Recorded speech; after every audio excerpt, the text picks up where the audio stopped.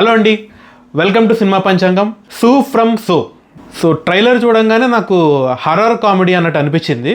But యాక్చువల్గా అయితే కాదు, ఇది ఒక సిచ్యువేషనల్ కామెడీ మూవీ. హారర్ ఉంటుందా అంటే ఒకటి రెండు సీన్స్లో ఉంటుంది. దీని మీద నాకు చాలా హైప్ ఉంది. యాక్చువల్గా కన్నడలో రిలీజ్ చేసినప్పుడు అబ్బో అదిరిపోయింది, తోపు తురుము, అసలు మిస్ అవ్వకూడదు, పడి చచ్చిపోతాం, పొట్ట పగిలిపోయి నవ్వుతాం, చాలా చెప్పారు. అంటే అసలు ఏంటి అంత బాగుందా కామెడీ. నాకు రోమాంచం బాగా ఇష్టం. యాక్చువల్లీ మలయాళంలో రోమాంచం అని ఒక మూవీ ఉంటుంది, అది కూడా హారర్ కామెడీ. బట్ కొన్ని సీన్స్ అయితే చచ్చిపోతాం నవ్వలేక. సో అంత కామెడీ ఉంటుంది. ఇన్ఫాక్ట్ నేను అది మలయాళంలో చూసినప్పుడే నాకు కామెడీ అనిపించింది. సో అట్లే ఉంటుంది అనుకున్నాను. బట్ ఇదైతే నా ఎక్స్పెక్టేషన్కి రీచ్ అవ్వలేదు. అలాగని బాలేదా అంటే యావరేజ్. యాక్చువల్గా అంటే మరీ హైప్ ఉన్నంత ఇది లేదు, అలాగని తీసిపడేసే మూవీ కాదు.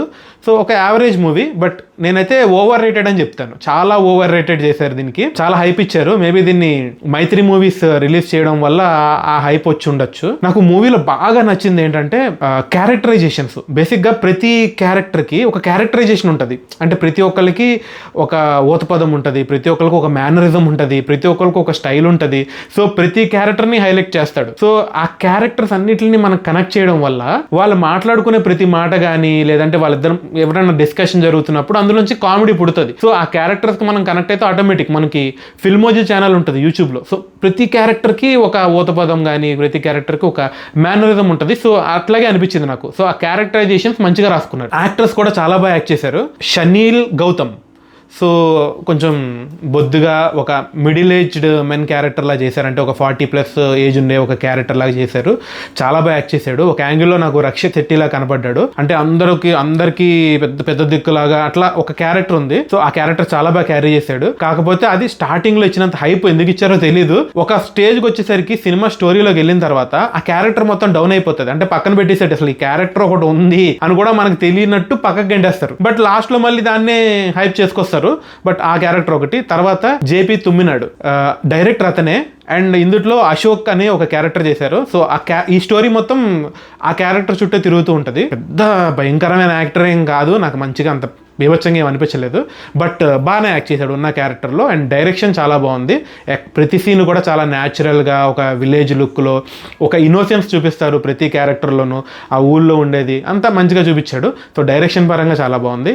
అండ్ ఇంకొక క్యారెక్టర్ వచ్చేసి ఒక పంతులు క్యారెక్టర్లో చేశారు, అంటే ఒక మంత్రగాడి క్యారెక్టర్లో చేశారు.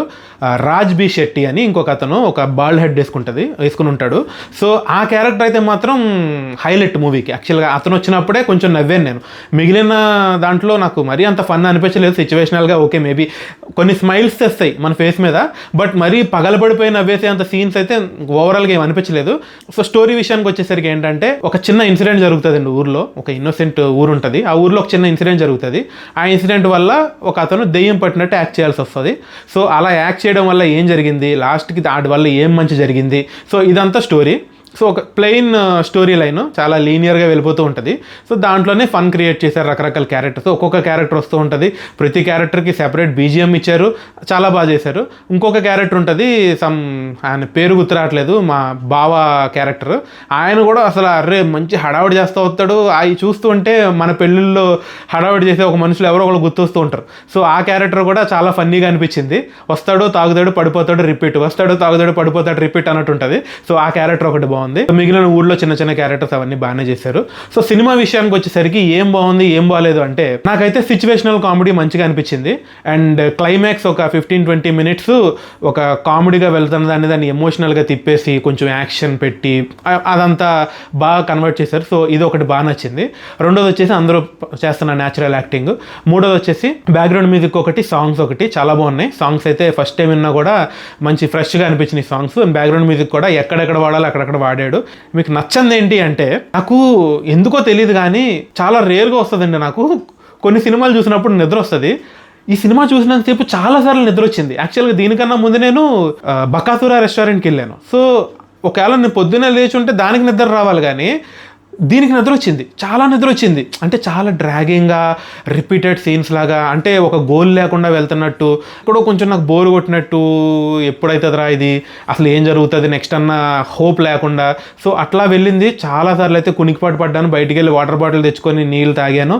అలాంటి ఒక స్లీపీ ఫీలింగ్ ఇచ్చింది నాకు, కొంచెం బోర్ కొట్టినట్టు అనిపించింది. చూస్తే సీన్ బాగానే ఉంది ఎంటర్టైన్మెంట్గా, బట్ ఎందుకో నిద్ర వస్తుంది తెలియట్లే. సో నా పక్కన కూర్చున్న వాళ్ళు కూడా అదే మాట్లాడుకుంటున్నారు ఇంటర్వెల్లో. నేను అదే షాక్ అయ్యా, 10 నిమిషాలు పడుకున్నా, 15 నిమిషాలు పడుకున్నా అని. సో ఆ స్లీపీ ఫీలింగ్ తెప్పిస్తుంది. టెక్నికల్గా చూసుకుంటే సినిమాటోగ్రఫీ కూడా యావరేజ్, ఓకే ఏదో తీయాలన్నట్టు తీశారు. సో వాళ్ళకున్న బడ్జెట్లో బాగానే హ్యాండిల్ చేశారు. ఓకే, చాలా ఓవర్ హైప్తో వెళ్తున్నారు జనాలు. అంత హైప్ వద్దు, అంత గొప్ప సినిమా ఏం కాదు, అలాగని చెత్త సినిమా, యావరేజ్ సినిమా కూడా కాదు, బాగానే ఉంది. అంటే చాలా ఎక్స్పెక్టేషన్స్ తక్కువ పెట్టుకుని వెళ్తే బాగుంటుంది. నాకైతే సెకండ్ హాఫ్ చాలా డ్రాగ్ చేసినట్టు అనిపించింది. లాగి ఒక్కసారి వదిలినట్టు క్లైమాక్స్లో ఒక మంచి యాక్షన్ సీక్వెన్స్ పెట్టి కొంచెం హడావుడి చేశారు. సో అక్కడ కొంచెం నిద్రపోతున్న వాళ్ళు లేచారు అన్నట్టు అయ్యింది. సో నా వరకు అయితే యావరేజ్ ఫిలిం. మేబీ మీకు ఓకే బాగానే ఉంది అనిపించవచ్చు, కొంతమందికి బాబోయ్ ఏంట్రా ఈ డ్రాగింగ్ అనిపించవచ్చు, చూసే వాళ్ళ ఒపీనియన్ బట్టి ఉంటుంది. బట్ ఇది ఎందుకో నాకు కొంచెం నిద్ర వచ్చింది. మరీ అంత ఆ నేటివిటీ కూడా నాకు అంత కనెక్ట్ అవ్వలేదు బేసిక్గా. సో వాళ్ళని చూసినంతసేపు నాకు ఇది కన్నడ సినిమా కాదు, సంథింగ్ మలయాళం ఫిలిం చూసినట్టు, అక్కడ ఉన్న లొకేషన్స్, వాళ్ళ నేటివిటీ కానీ అదంతా కూడా కొంచెం నాకు మలయాళం సినిమాలాగా అనిపించింది. But still it's a Kannada movie, maybe కన్నడలో కొన్ని పార్ట్స్లో అట్లా ఉండొచ్చు. సో నాకు అంత కనెక్ట్ అవ్వలేదు. కామెడీ వరకు అయితే కొన్ని చోట్ల బాగానే నవ్వుకోవచ్చు. ఎక్కడ కూడా మీకు అడల్ట్ కామెడీ కానీ అట్లా లేదు, చాలా క్లీన్ కామెడీ ఉంటుంది. ప్రతిదీ కూడా కామెడీ చేస్తున్నారు అన్నట్టు కాకుండా ఆ సిచ్యువేషన్ నుంచి ఆ కామెడీ వచ్చేస్తుంది ఆటోమేటిక్గా. అది కొంతమందికి నవ్వు రావచ్చు, కొంతమందికి నవ్వు రాకపోవచ్చు.